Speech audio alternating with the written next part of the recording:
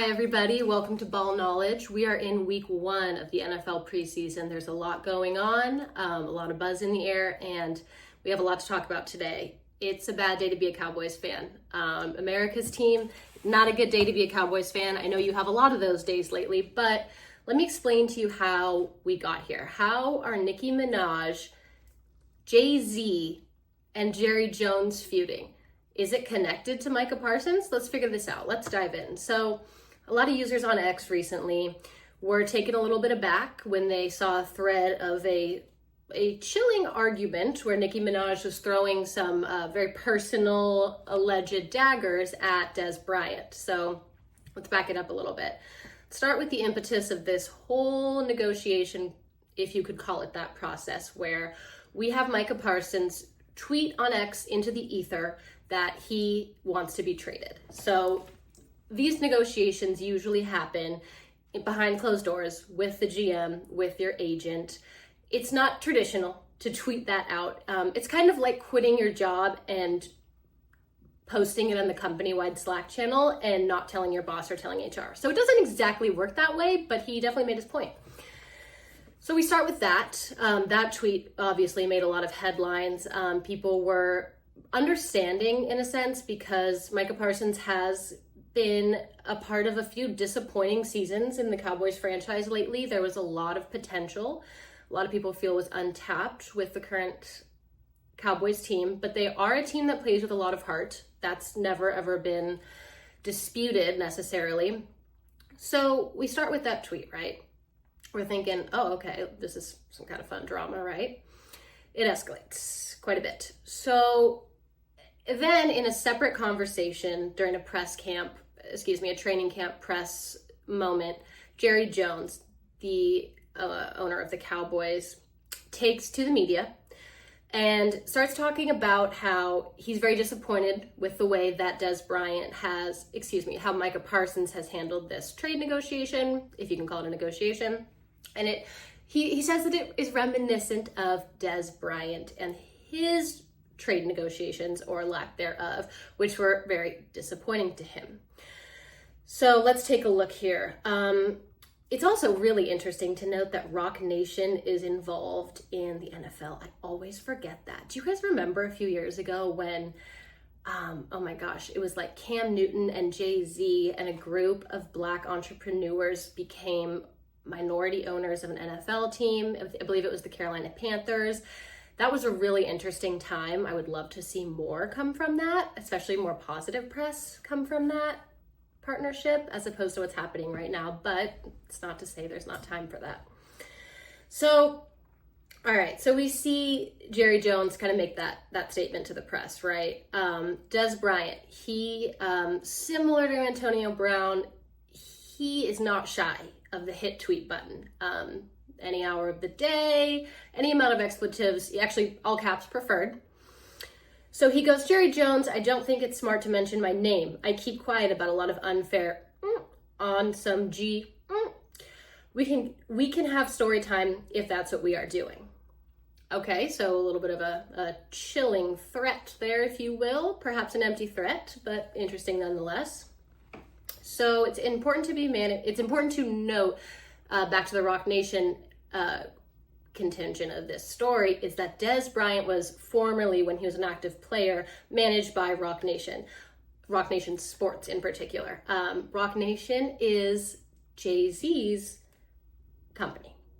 So a lot of players involved here, a lot of big personalities, and I will be quite honest, a lot of contentious personalities right now. Jay-Z in particular has faced a lot of criticism recently in the media for I would say unfounded claims of sexual abuse, which, while we always believe women, have not been found to be true. So it's important to know that in the context of this story.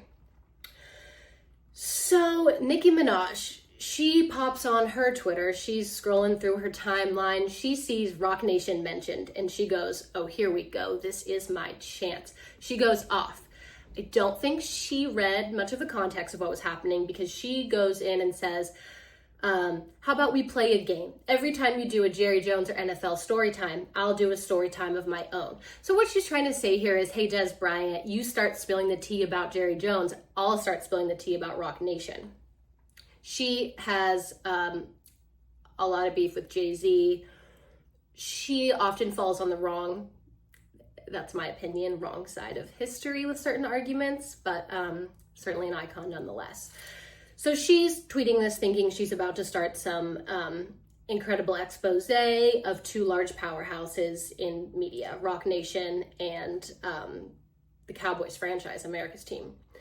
So Des Bryant, he tweets back, he's like, no, I don't want any problems with you. I'm a huge fan of yours. Let's just keep it cool.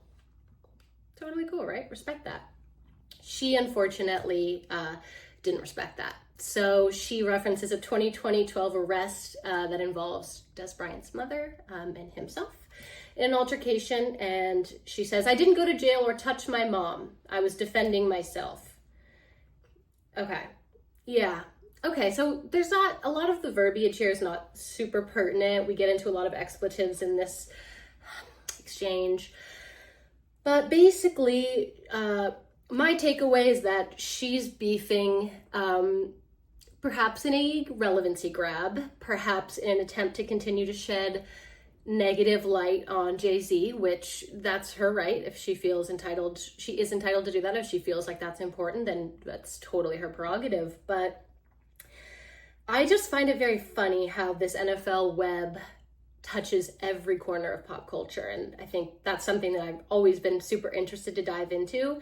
And it's funny how, people come, kind of random side characters will come into NFL players' beef. And I always find that incredibly entertaining, especially when there's nothing detrimental to anyone involved and it's just something silly like a Twitter war like this. So that's how we got here. What do I think will happen next? Nothing.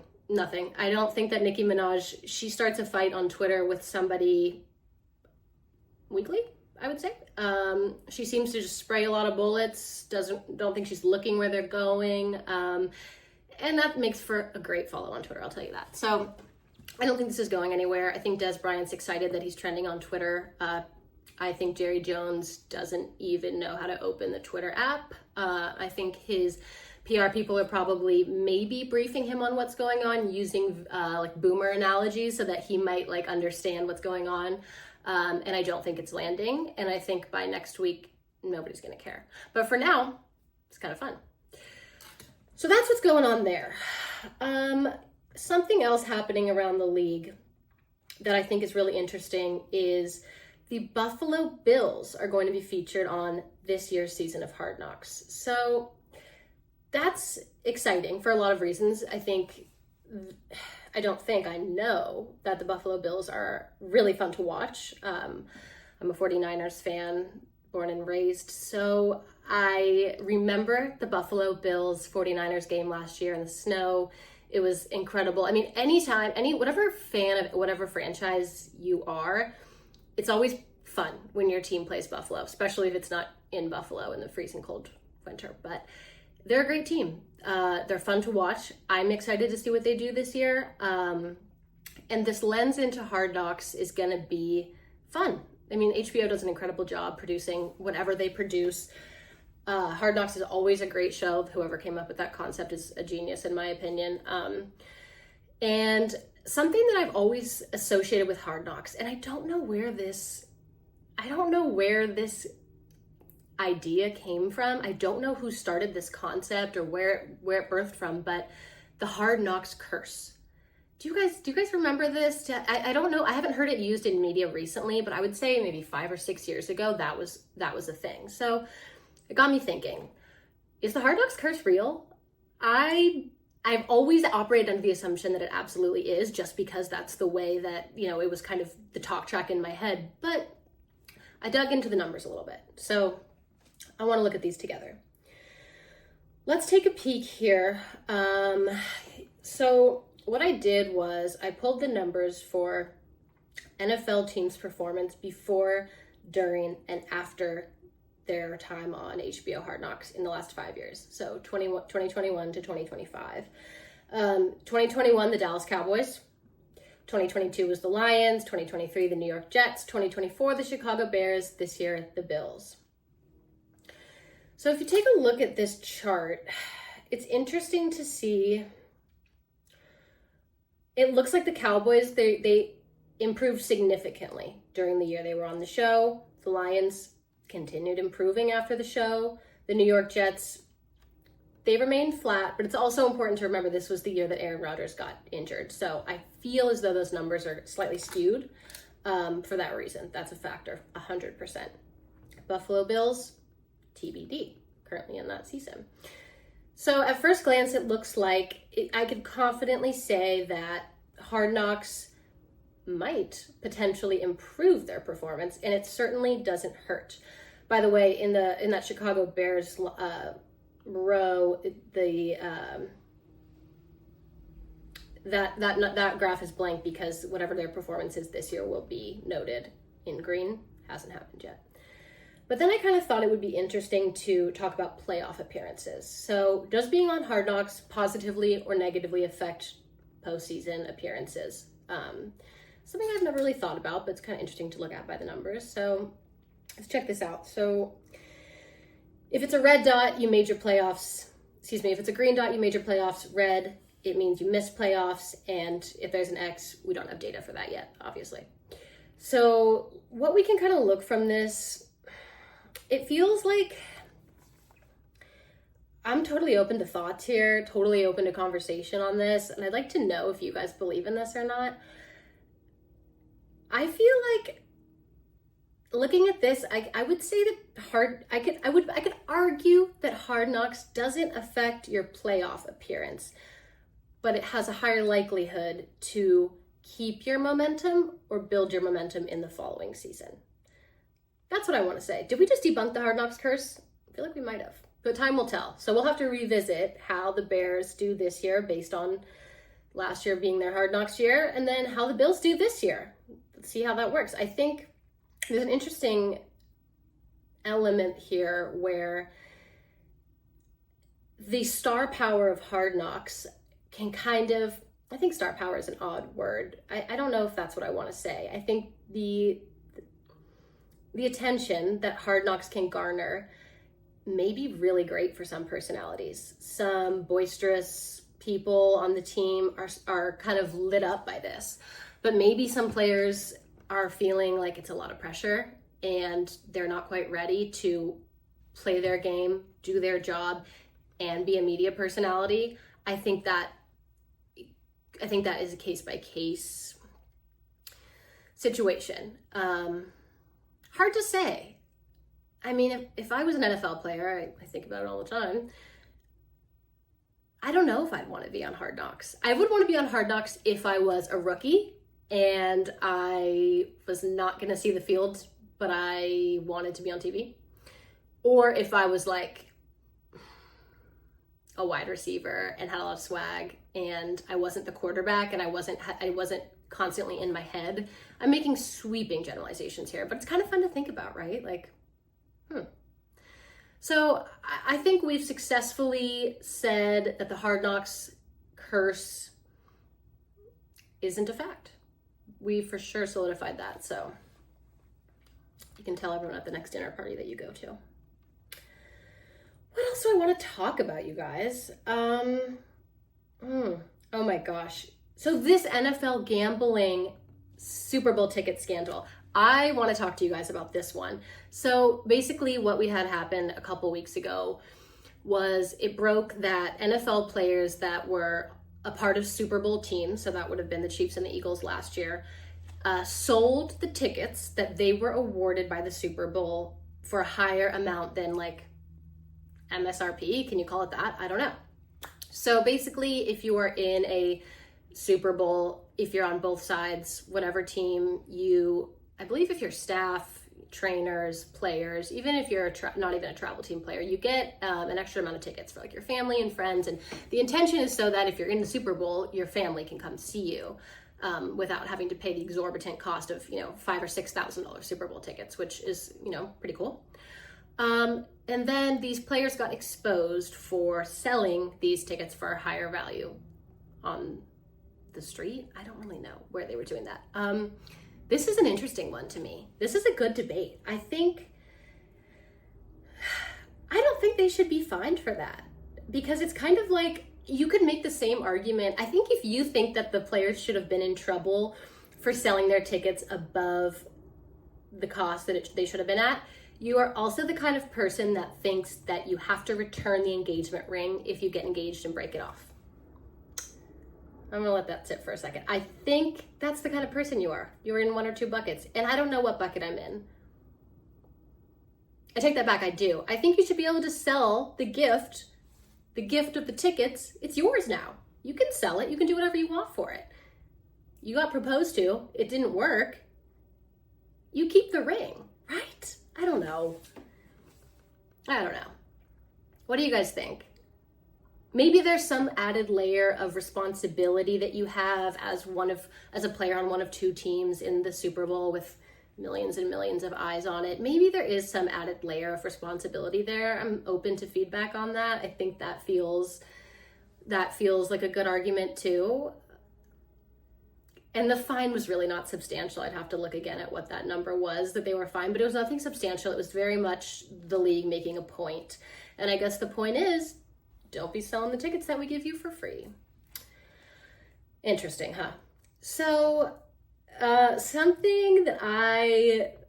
things that I saw on Twitter this week that were making me laugh was, I'm going to call this, ballers, I'm going to call this the flop of the week. And the flopper of the week, unfortunately, is the reporter that interviewed Deebo Samuel after a Commanders practice this week.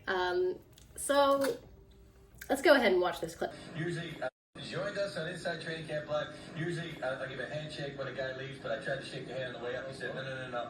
Got a little jam my finger today. Jam my finger. Oh, then I will say that? I don't think so. All right, edit that part out. Just write that. That didn't happen. I'll give him a left-handed fist bump. So, yeah. So, unfortunately, that guy is our Ballers flop of the week. Wah, wah. But you could be a flop of the week and be a winner next week. You know, it's a very fluid title. I don't want you to be discouraged, reporter, that you are my flop of the week. I think it's kind of hilarious. It's actually pretty funny. And it's also hilarious because this clip was on, like, I don't even know what show. Some, like, kind of irrelevant show coming from someone with, like, the most irrelevant show, so I can say that.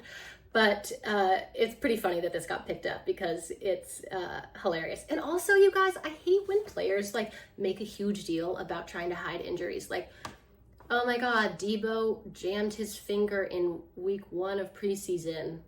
That's really gonna throw, like, what? Like, I guess I understand that they're trying not to register this injury. I understand they don't want to report it. I understand that part of it, kind of. But, like, big freaking whoop. I mean, honorary flop of the week, you guys. It's Mac Hollins. It's Mac Hollins. I'm gonna leave this here. Look at it. Feel the breeze just kind of flowing through the fringe that you've cut with scissors in your practice shirt and then decided to wear out for press. Okay. It's really, really funny to imagine him, like, after practice, like, in the locker room, everyone's, like, you know, on their phones, having a snack, I don't know, whatever you do. And he's, like, has a big pair of scissors in his locker, and he's, like, hiding it so no one can see cutting his jersey. Like, this is gonna be so freaking cool. And then he puts it on, and everyone's like, oh, okay. That's good. You guys, he's going to Outside Lands this weekend. That's what it is. Yeah, that's what it is. I love that, you guys. He's so free. Yeah, that's cool. Hilarious. Okay, I'll leave you guys with one last question. This question has come across my desk because the players that are eligible this year to be inducted into the NFL Hall of Fame were released. Frank Gore is one of them. Obviously, he has my vote. If I had a vote, it would be to him.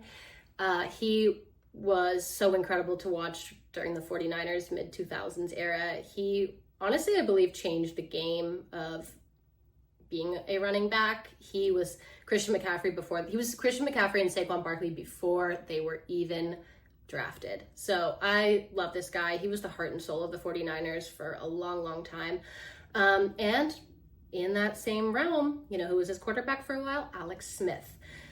So question for you all, I want to know, do we think that Alex Smith, who is eligible this year to be entered into the Pro Football Hall of Fame, is a worthy contender?